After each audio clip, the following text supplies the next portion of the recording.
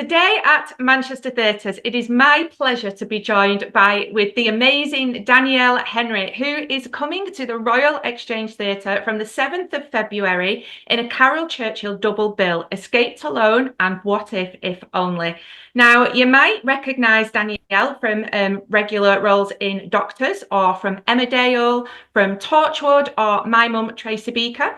On stage, she has been with the National Theatre and more recently at the Hope Mill Theatre in Rupert Hill's Husk. But today we are here to talk all about the part of the Caryl Churchill double bill that she is in, which is What If Only. So thanks so much for joining us, Danielle. And yeah, if you can tell us a little bit about the show and the play, what the story is.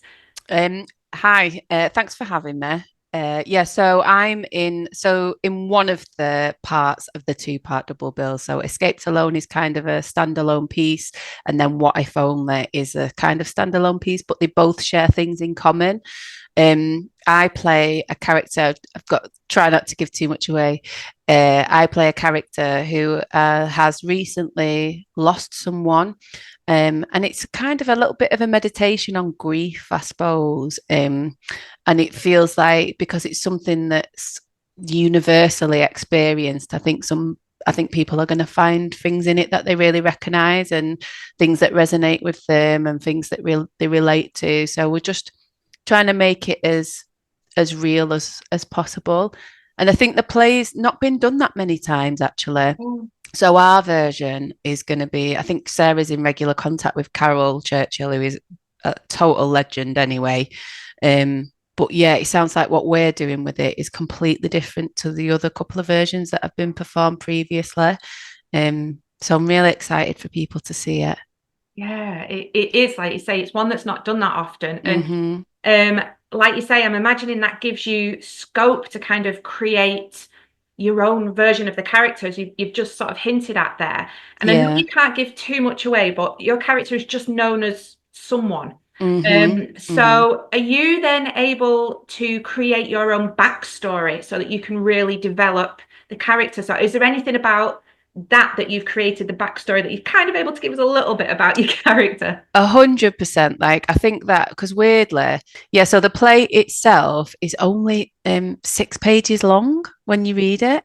So it gives you would think, what are you going to do with 6 pages? But you would not believe what is packed into those 6 pages. And I think, you talking about building a backstory, it completely relies on all of the characters doing that to make this a different event than the other two things that have been before. Yeah. So yeah, a lot of my backstory has been kind of building my history as a person, what she did before, what their life was like with their partner, their partner's world. And we do a lot of kind of free writing. So you will sit with a book and just write as much as you can about yourself and about the people around you. I mean, ultimately, what you're creating is brand new lives. So you could go on and on and on and on and on and on and on and on if you want. You could fill whole novels, I think. But I just think that Sarah really encourages us to do that as well, and I'm a real advocate of it. I just think it gives what you're doing so much more texture, and even though the audience will probably never know half of the stuff I've written in my book and all the things I know about me and my partner, I know, and the other people in the room know. And I honestly think that makes such a difference than just attempting something on a surface level. I think it gives you, I think other people, they might not be able to feel the detail, but I think they can feel the depth of of your work. Yeah, well, it makes it real, doesn't it? Rather than, like you 100%, say, yeah. you're just learning it. And with it being such a sensitive subject, it has to be dealt with in a real, authentic way. So, yeah. Yeah. And I guess doing a play that is only, I think it's like you say, 6 pages, it kind of cuts a lot of the waffle, and I suppose it gets right to the heart of the grief and everything. It does that, but also it feels, when you watch it, it will not feel like it's 6 pages. That you will not get that, because as well as it being more kind of economical in terms of what's on the page, there's also room to dig between the lines. So you can dig as much as you want. So as much as Carol's kept it really kind of tight and efficient. There's so much space to find. There's so much more in the play than just what's in the lines. And I think, and Carol's done that deliberately. So it depends how forensic you want to be about what's there, really. Yeah. And she's got her reasons for writing it as a 20-minute play. And as an actor, like attempting it, what are kind of the pros and cons of that? Because, you know, an obvious pros, you've not got as many lines to learn, but then, you know, you've said the amount of extra that if you're doing your job right, that you've got to put in. So what are kind of the pros and cons of having a shorter play? Well, I mean, I never get too preoccupied with the length of something anyway. And it's like Sarah was saying, we could make this play as long or as short as we wanted, really, depending on which routes we go.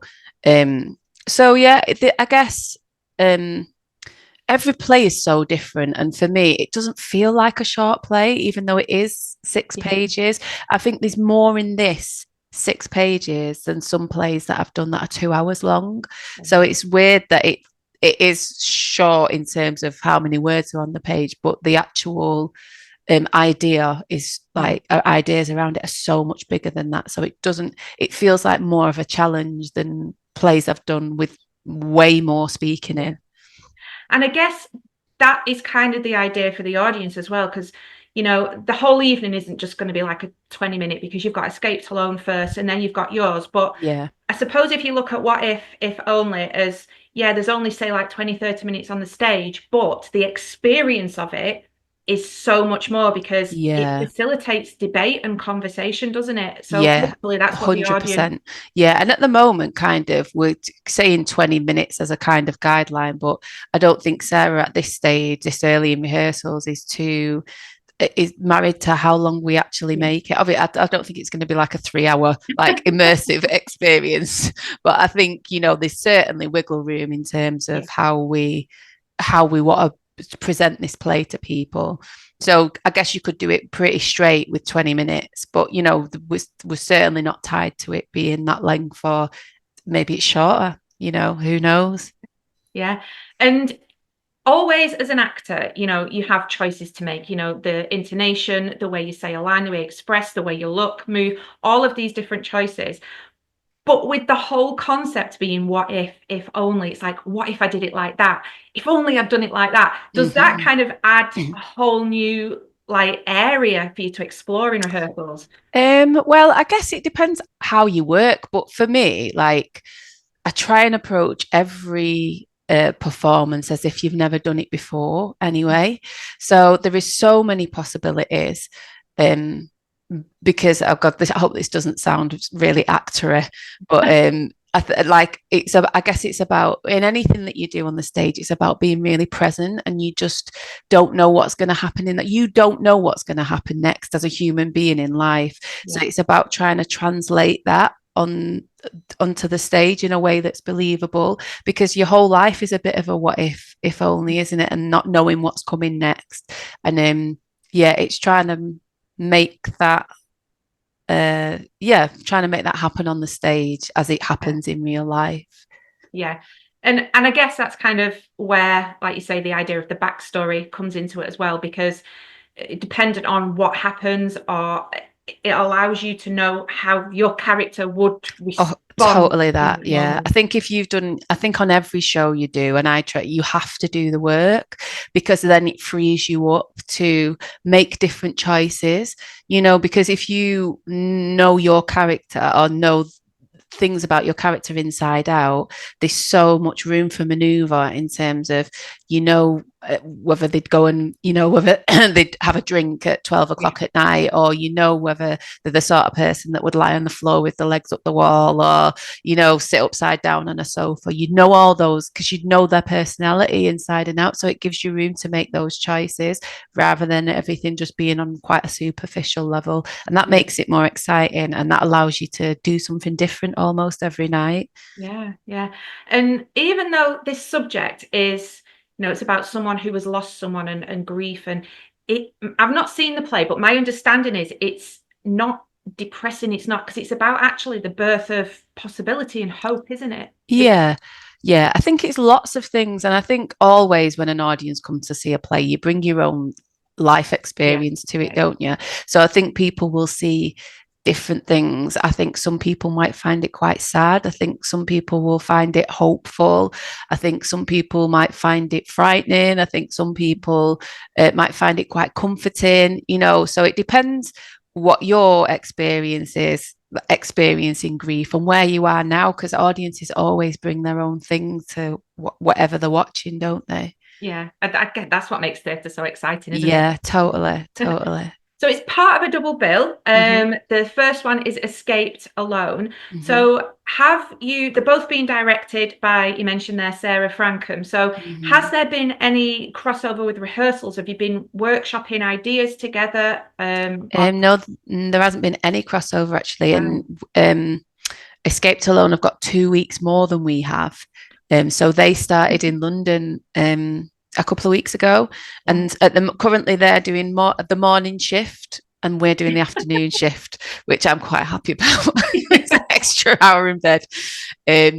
But yeah, I was just saying that I haven't even read it.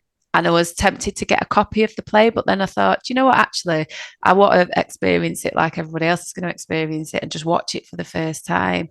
Because a lot of these things aren't designed to be read. They're designed to, well, plays aren't designed to be read, are they? They're designed to be seen.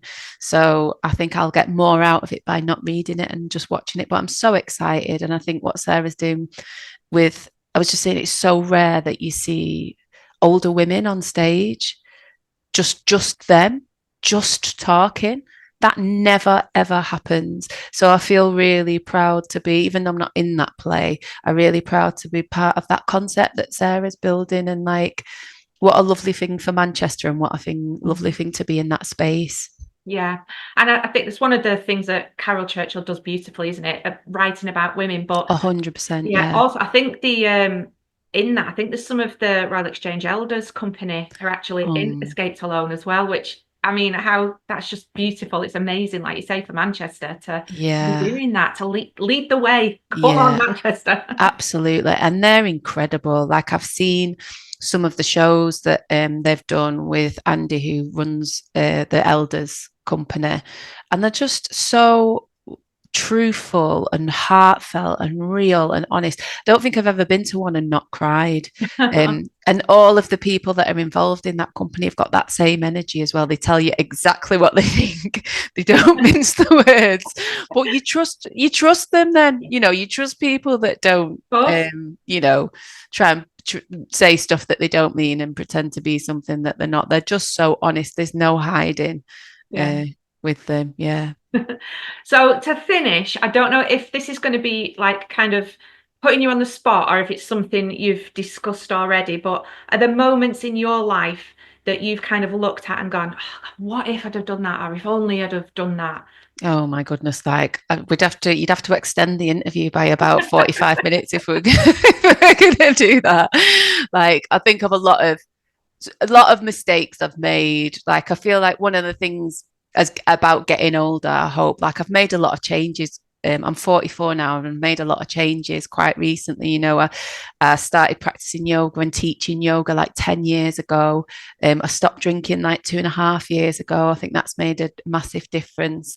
So I think, like, a lot of your life, you kind of have to go with the decisions and the things that once you've made a decision, I'm getting better at doing that, of just going along with it. But I think the what ifs are less frequent now. I try and really think about what I want and go with my instincts more. And when you've not had a half a bottle of wine, making those decisions become a bit easier and a bit clearer. Yeah. So yeah, I try and make my what ifs at least a bit more, make those decisions with a bit more of an informed choice now, with a bit more clarity, which is something I'm enjoying. Well, I cannot wait to see you on stage with your huge backstory and everything that you've got going on. It's been an absolute pleasure chatting with you today, Danielle. Oh, Thank you same. for your Thank time. you. Thank you. So you can catch Danielle and everybody else at the Royal Exchange Theatre from the 7th of February in the Caryl Churchill double bill, Escaped Alone and What If Only. Come along. It is going to be special. Thank you so much, and You're we will welcome. see you soon. Yeah, see you soon. I'm walking down the street and there's a door in the fence open, and inside are 3 women I've seen before. So I go in. Escaped Alone and What If Only, 2 short plays by Caryl Churchill, from the 7th of February to the 9th of March. For tickets, visit royalexchange.co.uk.